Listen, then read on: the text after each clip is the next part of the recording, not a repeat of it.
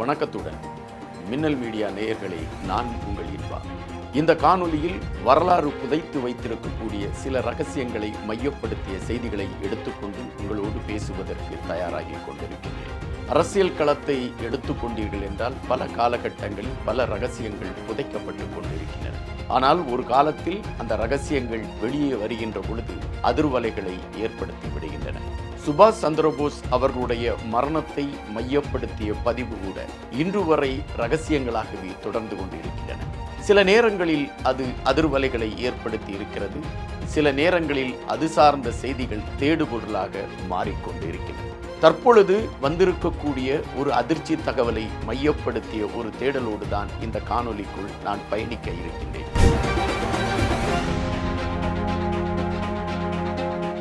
ஒவ்வொரு நாட்டிலும் ஒவ்வொரு உளவு பிரிவுகள் இருக்கின்றன.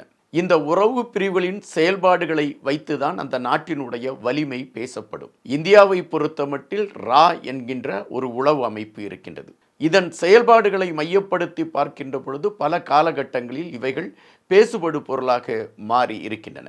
ரா உளவு பிரிவின் சாதனைகள் என்று கூட சில விடயங்களை எடுத்து வைப்பதற்கு நாம் முன்வர வேண்டிய ஒரு கட்டாயமும் இருக்கிறது. ரகசியங்களை உடைத்து அப்படித்தான் ஒரு ரகசியத்தை உடைத்து சில உண்மை நிலைகளை எடுத்து வைப்பதற்கான களத்தோடு தான் உங்கள் முன்னால் நான் இருக்கின்றேன்.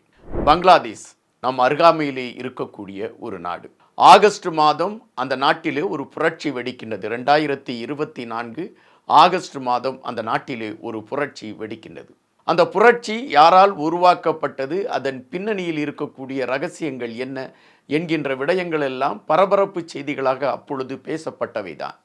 ஆனால் உண்மை நிலை என்ன என்பதை யாரும் அறியாத ஒரு களம்தான் நீடித்து கொண்டு இருந்தது. இந்த சூழலில் தற்பொழுது ஒரு நூல் வெளியாகி இருக்கின்றது. அந்த நூலின் பெயர் இன்சா அல்லாஹ் பங்களாதேஷ். இதுதான் அந்த நூலின் பெயர். அந்த நூலில் எடுத்து வைத்திருக்கக்கூடிய பல ரகசியங்கள், பல உண்மைகளை உடைத்திருக்கிறது.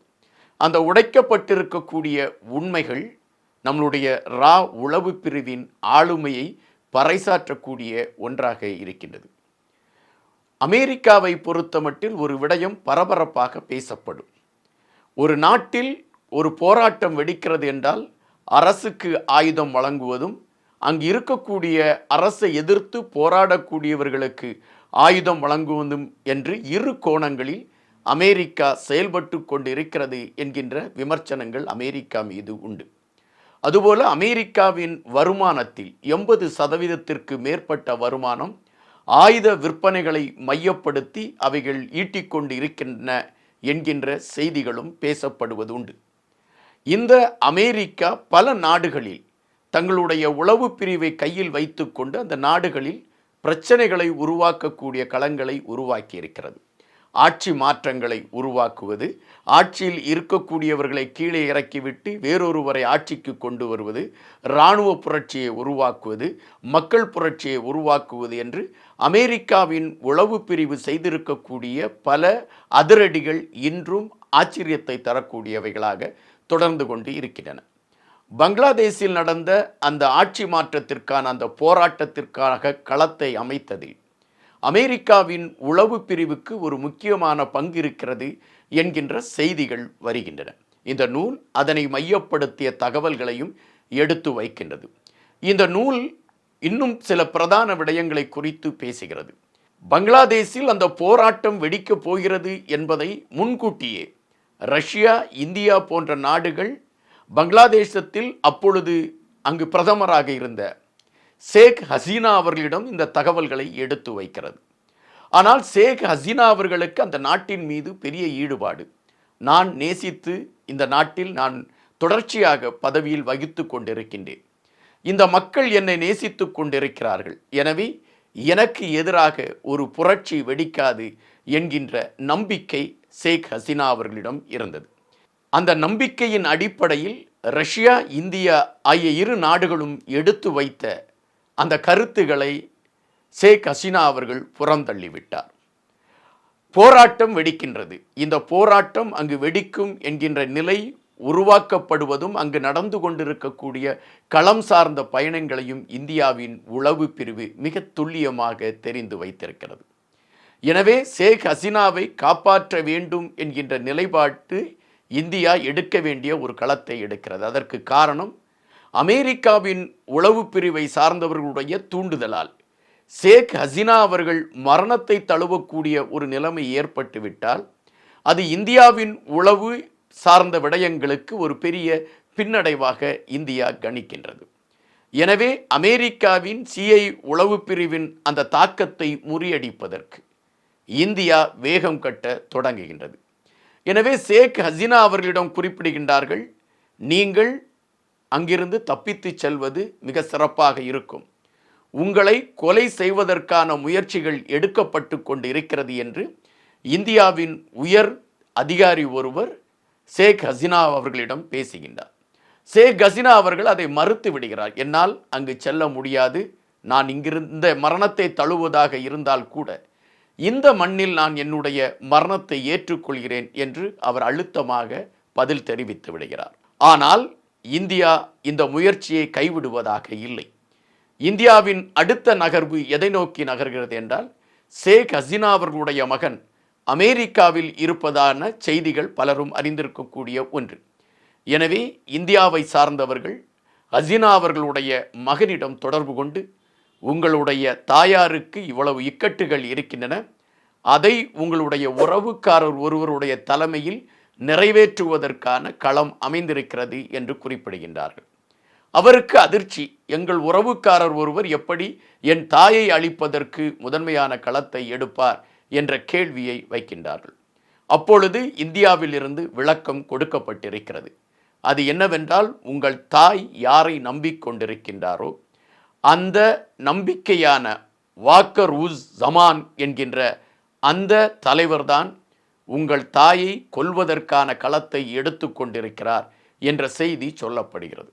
உடனடியாக அந்த மகன் தன்னுடைய தாயாருக்கு தொலைபேசியில் அழைப்பை எடுக்கிறார். அழைப்பை எடுத்து இந்த விவரத்தை முன்னெடுத்து வைக்கிறார். முன்னெடுத்து வைக்கின்ற பொழுது தாய் நம்பவில்லை. காரணம், தன்னோடு நெருங்கி பயணித்து கொண்டிருக்கக்கூடிய ஒரு தலைவர், தனக்கு பல நேரங்களில் ஆலோசனை வழங்கி கொண்டிருந்தவர், தன்னுடைய வளர்ச்சிக்கு பல களங்களில் அவர் காய்களை நகர்த்தி தந்தவர், அவர் தற்பொழுது கூட சொல்கின்றார், நீங்கள் இங்கிருந்து சென்று விடுங்கள், உங்களை பாதுகாப்பதற்கான களங்களை நான் எடுத்துக்கொள்கிறேன் என்று அவர் குறிப்பிடுகின்றார். அவர் ஒரே ஒரு கோரிக்கை தான் வைக்கின்றார், ஆட்சியை என்னுடைய கையிலே ஒப்படைத்து விட்டு செல்லுங்கள், நீங்கள் திரும்பி வரும் பொழுது ஆட்சியை உங்களிடம் நான் ஒப்படைத்து விடுகிறேன் என்று சொல்கிறான். எனக்காக என் கூட இருக்கக்கூடியவர் என்னை அழிப்பதற்கான களத்தை எடுப்பாரா என்ற சந்தேகம் ஷேக் ஹசீனா அவர்களுக்கு வருகிறது. எனவே அவர் பங்களாதேஷிலிருந்து நான் வெளியேற மாட்டேன் என்பதில் பிடிவாதமாக இருக்கிறார். ஆனால் இந்தியாவிலிருந்து கடுமையான அழுத்தம் ஷேக் ஹசீனா அவர்களுக்கு எடுத்து வைக்கப்படுகின்றது. இன்னும் நீங்கள் 20 நிமிடம் பங்களாதேஷில் தொடர்வதாக இருந்தீர்கள் என்றால் உங்களுடைய உயிர் உங்களுடைய உடலில் இருக்காது, அதற்கான திட்டங்கள் தீட்டப்பட்டு விட்டது என்கின்ற செய்தியை இந்தியாவிலிருந்து எடுத்து வைக்கப்படுகிறது. உடனடியாக விருப்பமின்றி வலுக்கட்டாயமாக ஷேக் ஹசீனா அவர்கள் இந்தியாவை நோக்கி நகரக்கூடிய ஒரு முடிவை எடுக்கின்றார். மேற்கு வங்காளத்தில் இருக்கக்கூடிய இந்தியாவின் விமான நிலையத்தில் அவர் இறங்குகிறார், பாதுகாக்கப்படுகின்றார்.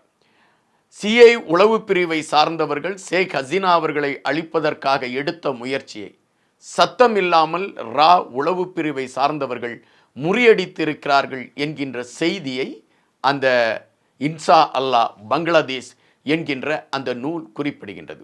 அப்படி என்றால் இந்தியாவிலிருந்து யார் இதற்கான முயற்சிகளை எடுத்தார்? இந்த முயற்சிகளை எடுப்பதற்கான அறிவுபூர்வமான தேடலோடு பயணித்தவர் யார்?